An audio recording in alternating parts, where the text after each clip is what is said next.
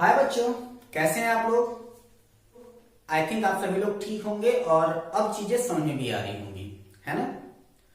अब वो थोड़ी थोड़ी चीजें जो होती हैं उन्हीं छोटी छोटी चीजों को आप पकड़िए, आपका केमिकल रिएक्शन बिल्कुल बैलेंस बैठेगा। कल की डेट में हम लोगों ने बात किया था क्या कि किसी भी दो रिएक्शन को हम ऐड करें और वो सिंगल रिएक्शन के रूप में कन्वर्ट हो जाए। ठीक है, आज हम लोग बात करने वाले हैं आपकी डिकम्पोजिशन रिएक्शन के बारे में। ठीक है, किसके बारे में हम लोग बात करेंगे? Decomposition reaction. ठीक है,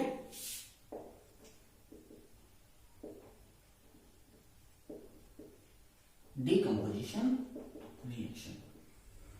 अब बेटा प्रॉब्लम यह है कि आखिर ये डिकम्पोजिशन रिएक्शन है क्या? What is decomposition reaction? तो डिकम्पोजिशन रिएक्शन का मतलब होता है कि कोई भी आपका प्रोडक्ट ए, ठीक है, अगर इसके ऊपर कुछ इफेक्ट हम लगा दें, चाहे हम लोग थर्मल लगा दें, इलेक्ट्रिकल लगा दें, हीट कर दें, ठीक है, किसी भी प्रकार का कर दें, तो ऐसी कंडीशन में जो आपका प्रोडक्ट होता है वह दो पार्ट या दो से ज्यादा पार्ट में डिवाइडेड हो जाता है। उसको हम लोग क्या कहते हैं? या वो क्या होगा आपका बी सी डी, जितना एच पॉसिबल हो सकता है वहां पर वो क्या होगा आपका डिकम्पोज हो जाएगा। डिकम्पोज होने का मतलब टूट जाएगा, एक्सपोज हो जाएगा। एक्सपोज का नाम सुना है ना, सामने आ जाएगा कि किसके किसके साथ वो बना हुआ है। ठीक है, जैसे एक एग्जांपल ले लेते हैं हम लोग। जैसे अगर सपोज कीजिए कि यहां पर हमारे पास दे दिया जाए एक रिएक्शन, वो है आपका FeSO4। यहां देखो बेटा दो बातें हम लोग कर लेते हैं, छोटी छोटी बातें हैं, दोनों बातों को एक ही साथ क्लियर कर देते हैं। अगर अगर अगर यहां अगर हमने यूज किया है हीट को, तो ऐसे जगह पर जहां पर हमने हीट यूज किया तो इसी को हम लोग कहते हैं थर्मल डिकम्पोजिशन रिएक्शन।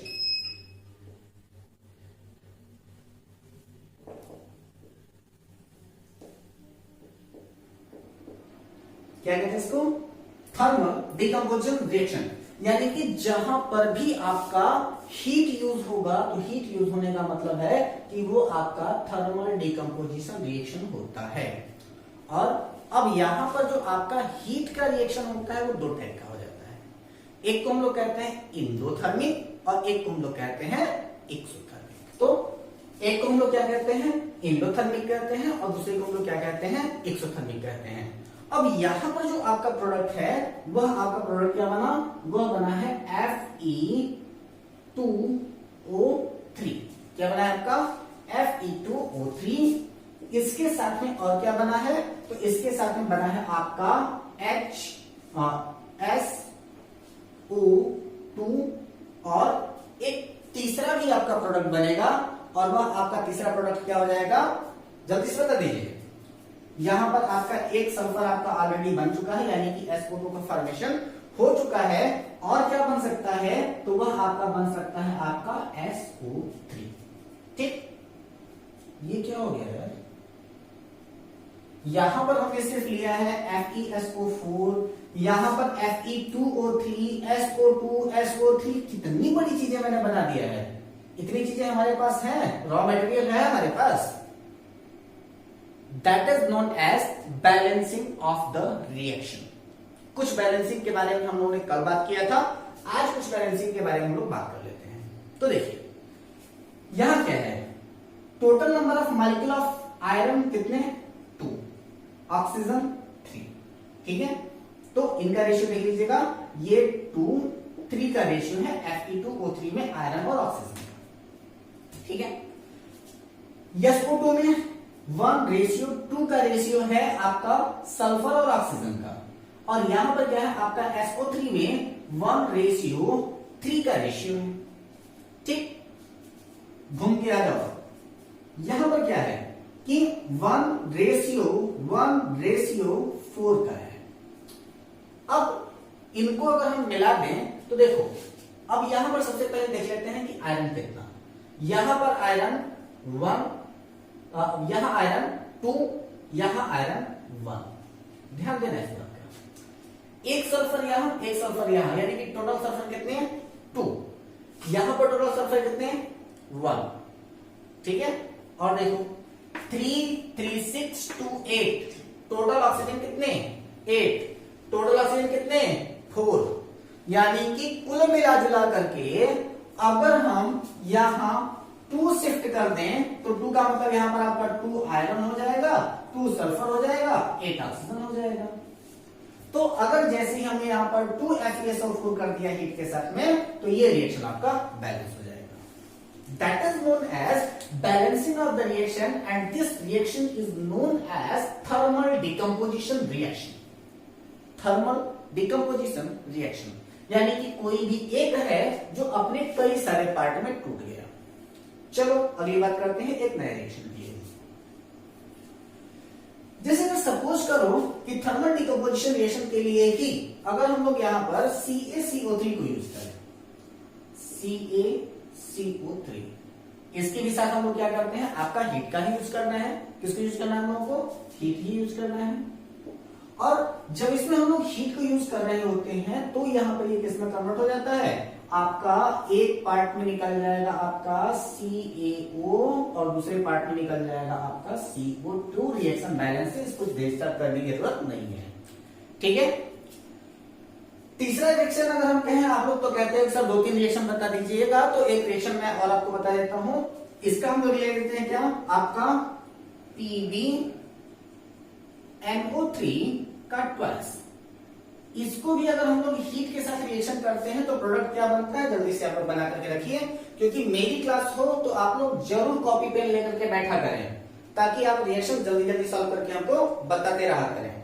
तो चलिए, सबसे पहले आपका क्या होगा, तो सारे सारे कंपोजिशन को निकाल के बाहर करो, सबको तोड़ के बाहर करो।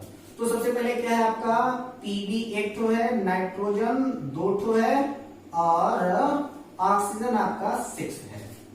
ठीक है, 3 2 6 ऑक्सीजन। चलो सबसे पहले आप करोगेगा कि लेड ऑक्साइड बनाओ, क्या हो जाएगा PbO, लेड ऑक्साइड बन गया PbO, यानी कि इसकी कहानी खत्म। ये 6 में से 1 गया, 5 बचा।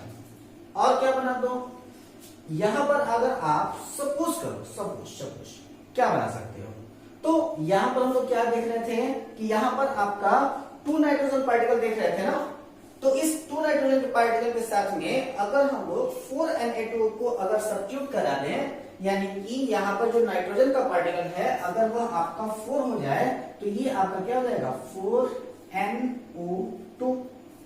ठीक है, क्या सब्स्टिट्यूट हो रहा है, आपका 4NO2 हो रहा है, और साथ ही साथ और क्या निकल करके बाहर हो रहा है, तो वह आपका बाहर हो रहा है आपका O2। अब जरा सा देख लो रिएक्शन बैलेंस है कि नहीं। ठीक, तो यहां पर हमने आपका एक मॉडल तो आपका बना लिया कि क्या क्या हमारा H पॉसिबल प्रोडक्ट बन सकता है, लेकिन अगर हम यहाँ पर बैलेंस होने की बात करें तो क्या हो जाता है कि आपका Pb यहां पर 1 है, वहां पर 1 है, चलो ठीक है, लेकिन यहाँ 4 नाइट्रोजन है।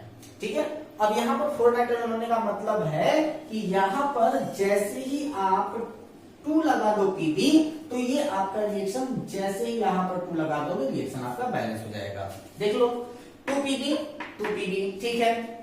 इसके बाद फिर ऑक्सीजन कितना है, 3 2 6 6 2 6 2 12 ऑक्सीजन हो जाएंगे आपके। तो काउंट करते हैं, 4 2 8 8 2 10 10 2 12, बैलेंस हो गया। नाइट्रोजन 2 2 4 2 2 2 4, तो ये क्या हो जाएगा आपका 4। ठीक है, now this reaction is balance. अब देखिए, अगर हम लोग यहाँ पर थर्मल डिकम्पोजिशन की जगह पर अगर हम लोग एक नया थर्मल डिकम्पोजिशन पढ़े, जिसको हम लोग क्या कहते हैं आपका इलेक्ट्रिक डिकम्पोजिशन रिएक्शन, जिसको हम लोग क्या कहते हैं इलेक्ट्रिक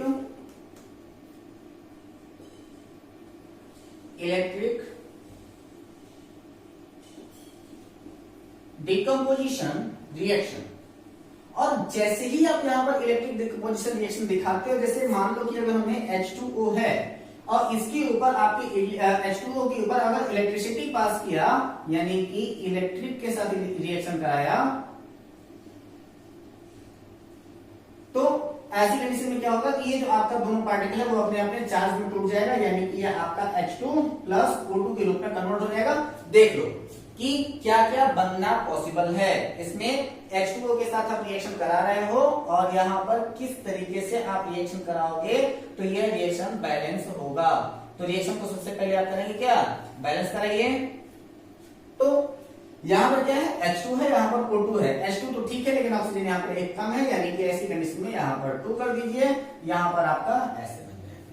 ठीक है, तो क्या बनेगा आपका 2H2O का। जब हम लोग इलेक्ट्रिसिटी पास कराते हैं तो वहां पर तो आपका 2H2 प्लस O2 निकल करके बाहर होता है। इस चीज हम लोग क्या कहते हैं, इलेक्ट्रिक डिकम्पोजिशन रिएक्शन, यानी कि जहां पर आपका इलेक्ट्रिसिटी इस्तेमाल होता है आपके रिएक्शन में, उसको हम लोग क्या कहते हैं, इलेक्ट्रिक डिकम्पोजिशन रिएक्शन कहते हैं। डिकम्पोजिशन रिएक्शन में ही हमने दो चीजों की बात किया था, एक तो आपको मैंने बता दिया हीट और दूसरा मैंने बता दिया इलेक्ट्रिसिटी। तीसरा है आपका जब इसका रिएक्शन डिकम्पोजिशन अगर हम कराते हैं किसके साथ, लाइट के साथ। ठीक है, तो इसको हम लोग क्या कहते हैं, आपका फोटोलाइटिक डिकम्पोजिशन रिएक्शन। क्या कहते हैं इसको, फोटोलाइटिक डिकम्पोजिशन रिएक्शन। क्या कहते हैं, फोटोलाइटिक डिकम्पोजिशन रिएक्शन कहते हैं, यानी कि that types of reaction which are occurred या फिर which are completed in due to presence of sunlight, that is known as photolytic decomposition reaction. That is means कि फोटोलाइटिक डिकम्पोजिशन रिएक्शन में सबसे ज्यादा इंपॉर्टेंट कौन है, आपका सनलाइट।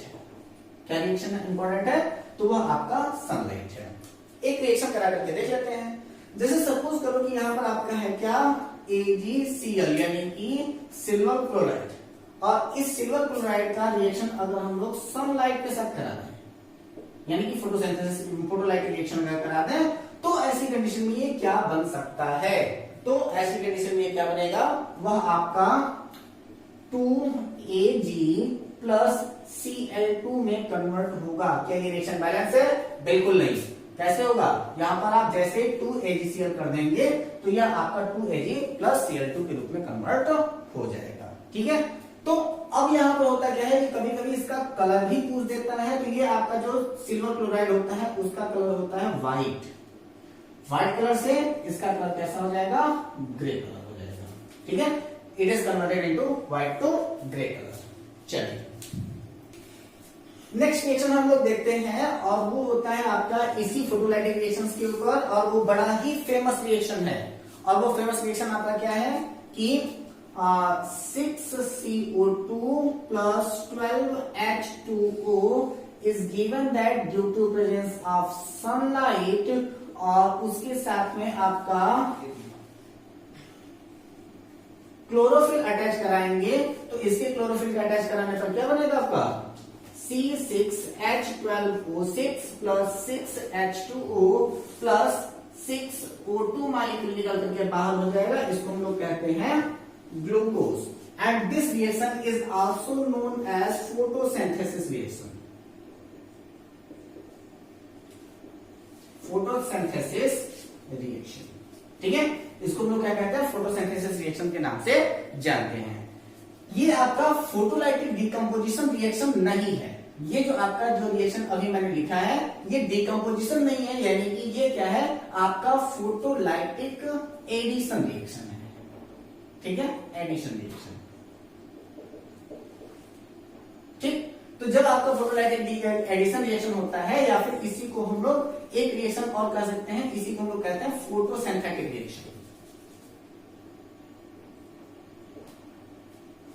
फोटोसिंथेसिस रिएक्शन, इसको हम लोग क्या कह सकते हैं, फोटोसिंथेसिस रिएक्शन कराते हैं तो यह प्रोडक्ट होता है जो आपका निकल करके बाहर आ जाता है। ठीक है, एक रिएक्शन आप लोग बना करके आपको दिखाइए कि जैसे अगर हमने अभी आपका क्या दिया था, आपका सिल्वर क्लोराइड दिया था, उसी प्रकार से अगर हम लोग डिकम्पोजिशन रिएक्शन दिखा दें, अगर आपके सिल्वर ब्रोमाइड के साथ यानी कि AgBr के साथ अगर इसका रिएक्शन करा दें, तो डिकम्पोजिशन रिएक्शन में आपका बन रहा है 2Ag प्लस Br2 बन रहा है। कैसे बनेगा बताइए, तो कुछ करना नहीं है, सीधे सीधे आप यहाँ पर 2 फिक्स कर दीजिए, रिएक्शन आपका कंप्लीट हो जाएगा।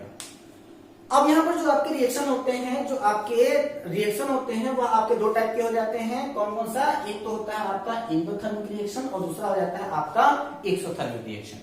तो अब यहाँ पर बात यह जाती है कि अब ये आपका इंडो और एक है आपका एक्सोथर्मिक रिएक्शन। थर्मिक की बात हो रही है, थर्मिक रिएक्शन।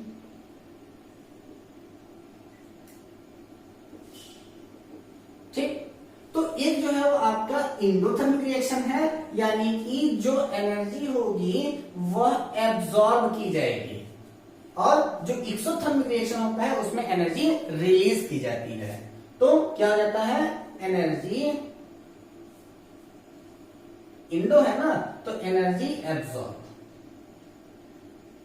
और एक्सोथर्मिक रिएक्शन का मतलब क्या होता है, एनर्जी रिलीज, एनर्जी रिलीज। ठीक है, ये आपके दो इंपॉर्टेंट पॉइंट हैं, इनके ऊपर कुछ इंपॉर्टेंट रिएक्शंस को आप लोग देख लीजिएगा, और इनको देखने के बाद हमारे अगले वीडियो का इंतजार कीजिएगा। अगले वीडियो में हम लोग कुछ और इंपॉर्टेंट रिएक्शंस के ऊपर हम लोग बात करने वाले हैं। इसके साथ ही साथ जैसे ही आप ये वीडियो देख करके कंप्लीट होंगे, आप लोग मुझे इन्फॉर्म करेंगे। इसके बाद इन रिएक्शन से रिलेटेड आपको कुछ इंपॉर्टेंट क्वेश्चंस मैं प्रोवाइड करूंगा, जिसका आंसर आप हमको डायरेक्टली देंगे। So keep watching, all the best, take care.